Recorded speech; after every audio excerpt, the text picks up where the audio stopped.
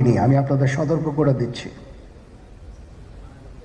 আপনারা যদি নিজেদের মধ্যে ভেদাভেদ ভুলে একসাথে কাজ না করতে পারেন, নিজেরা যদি কাদা ছোড়াছুড়ি করেন, মারামারি কাটাকাটি করেন, এই দেশ এবং জাতির স্বাধীনতা সার্বভৌমত্ব বিপন্ন হবে।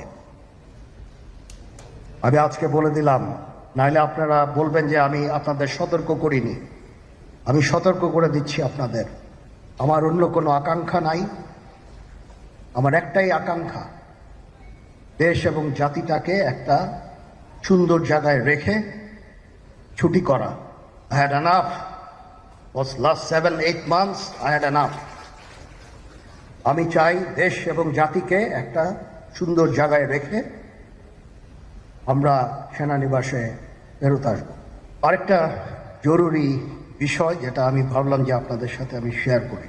দেশের এই আইন শৃঙ্খলা পরিস্থিতি খারাপের পিছনে কিছু কারণ আছে। প্রথম কারণটা হচ্ছে যে আমরা নিজেরা হানাহানির মধ্যে ব্যস্ত, একজন আরেকজনের বিরুদ্ধে বিষোদ্গারে ব্যস্ত। এটা একটা চমৎকার সুযোগ অপরাধীদের জন্য।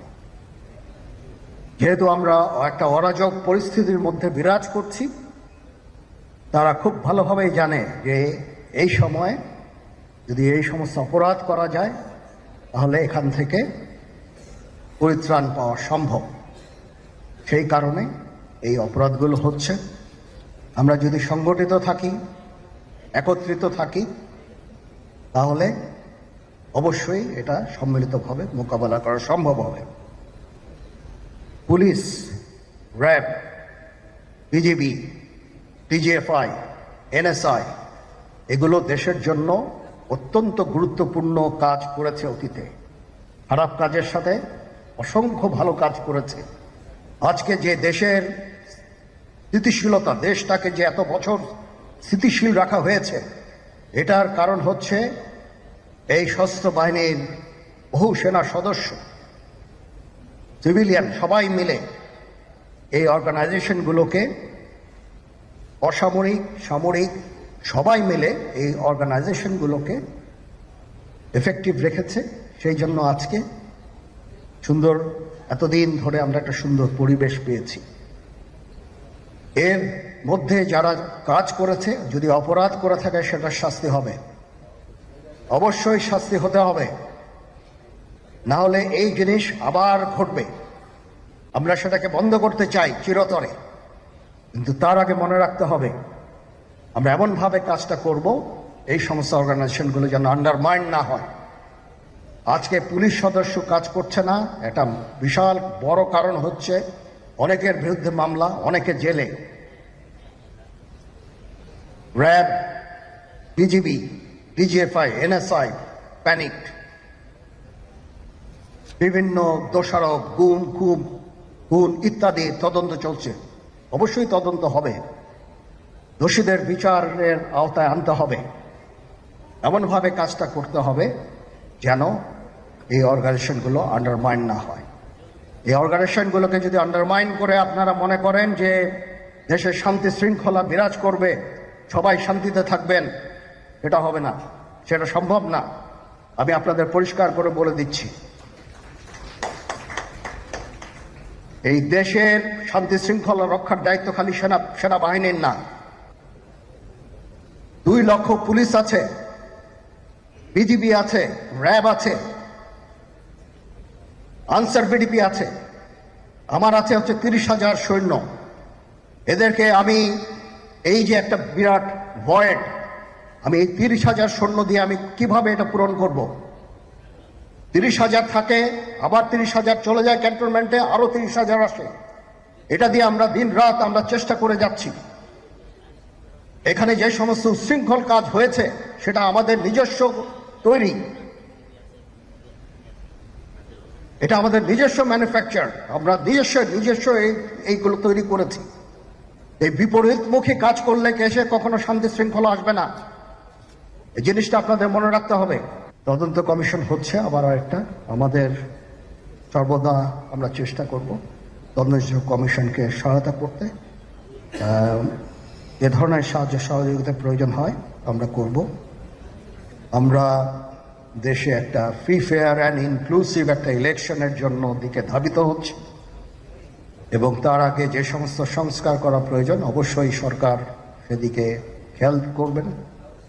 আমি যতবারই ডক্টর ইউনূসের সাথে কথা বলেছি, he completely agrees with me.